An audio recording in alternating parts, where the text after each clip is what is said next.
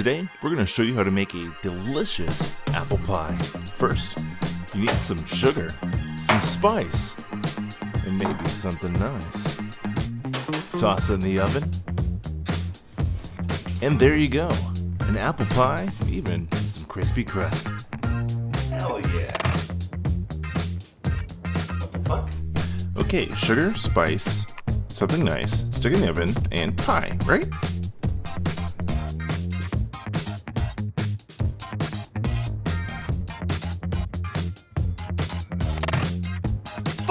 Sugar, spice, nice. Put it in the oven, got a pie. Got it this time.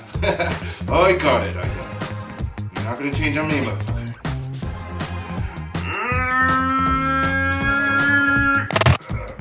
Fuck! Hey there makers, and welcome back to Middleton Made. Happy Pie Day. Speaking of pie, introducing you to the Grandma's apple pie. This is the more traditional recipe. So previously, 3D Arms and myself, we developed a pump action version of the AR15 called the apple pie.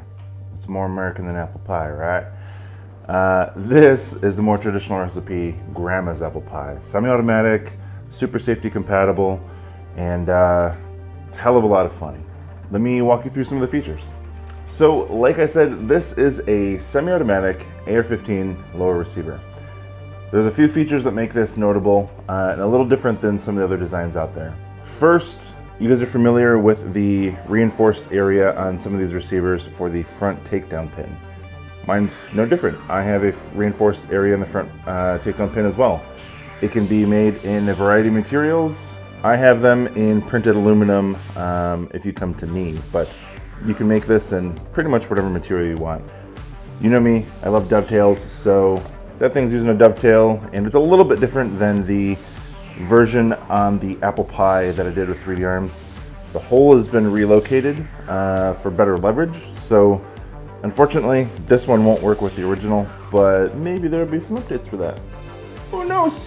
Next is this button right here. So this button, when you run the weapon dry and the bolt is locked to the rear, empty magazine, that button sends the bolt home. Currently, it's just a release. Who knows what future versions will hold? Third is the trigger and hammer pins. These guys are known to elongate in polymer receivers. After however many rounds, you start to see some elongation. You have to get a new receiver. People like Hoffman, they've came up with great ideas to overcome that. He's using metal bushings. Awesome, it works really well. I've went a little bit of a different route. Mine are still being able to be manufactured in the same way as the receiver. That said, it's in a different orientation. So your receiver is going to have layer lines going completely vertically. Well, these ones go completely horizontally, and they are inserted into the receiver after manufacture. So, different orientation. This particular receiver has seen quite a number of rounds in a short amount of time, and it has been holding up very, very well. No elongation yet, and when I tell you the material, and I tell you the round count, and I tell you what we put it through, you might be a little surprised. Next is the takedown pins. So they are coming from the correct side, which is opposite of the standard AR. Another thing that Hoffman and I agree on is the side that the takedown pins should be on, and I'm using captive pins in mine. So mine have a little ball detent in them, and it makes it super easy to put in, super easy to take out, and these have withstood a hell of a lot of trauma. No issues yet. You also may notice a little logo here for Hoffman. The Hoffman products do fit in this, work quite well. That said, auto sears and other drop-in devices do not work. So you can use a drop-in trigger, you can use binary triggers even. I haven't tested a force reset trigger, but auto sears do not fit. Last and most importantly, you might see some reinforcements here in a short rib. Well, those are protecting and housing a little slot for this metal buffer tower. The metal buffer towers are manufactured by Defense Distributed. This section sits just a little bit lower than a normal AR, and that makes it so you can't use grips that have the extra little nub on top for your grip, because it's built into the receiver. So your normal grips now will have that built in. Wet noodle works great with it. I also have a QD on the back of mine, so you can use your end plates that you have with all the other fancy shemingabobs on there. You just don't need to have the spring and detent going through because we're using captive pins. Before I show you some footage and go over round counts, this guy is the Crispy Crest. So this is a brace, but this is a project that is now in testing. I'm hoping that this will be ready soon. So in the next week or so, you guys will probably have this ready for you. You can see on the back of this, there's a cutout for your arm. It fits really, really well in there. You can get that little like, huh, pretty well. Add a laser or whatever else you need for your disability, good to go. And on this, it is adjustable. You can move it in or out, however you please. So one of the really interesting things with the cost of this receiver and a cost of a different type of upper, I was thinking, man, would this be the most affordably priced semi-automatic 50 caliber rifle in the US? Well, yes, I think the upper from Bear Creek is probably the most affordable version. With the price of that plus this lower, this is the cheapest semi-automatic 50 cal in the US. Now it's firing 50 Beowulf or 12.7 by 42. Don't even get me started on the trademark stuff there, but Alexander Arms says no, unless you pay them for labeling it as 50 Beowulf. So if you see 12.7 by 42, they're basically the same thing, just one is licensed and one is not. Now, one of the projects I'm also working on is getting followers designed for all these different types of magazines. So GI, Lancer, Troy Battle Mags, P-Mags, everything for big bore. So that way 50 Beowulf, 458, 450, whatever single stack big bore you have could be used in these without having to spend the money on those really expensive magazines.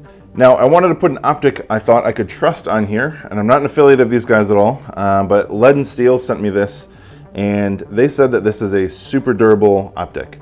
Well, let me throw it on 50 and see if it can hold up. So this is what I zeroed at 100 with, was the LP1 from Lead and Steel. This thing has a 6000 series body and a 7000 series shroud. So the theory on that is, at least, if something just fucking smacks your fucking optic, it may crack the shroud, but at least the body is still gonna be good. All right, so beyond what I've already sprinkled in, let's just get to the shooting. We'll show you guys the whole thing and we'll go from there. Thanks for watching. You can't stop the signal. Thanks for stopping by.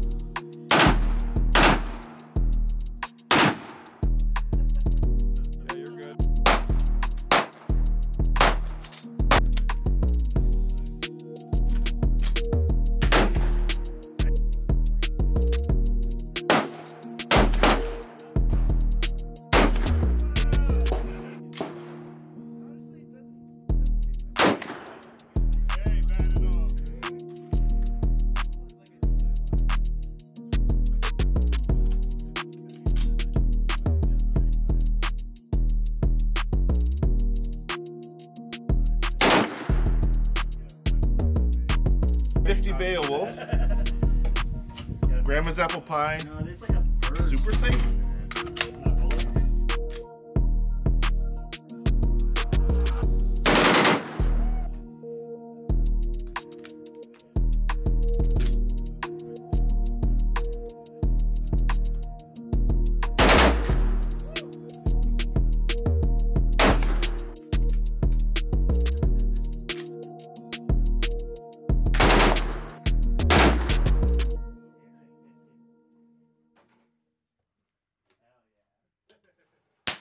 see the underside of it?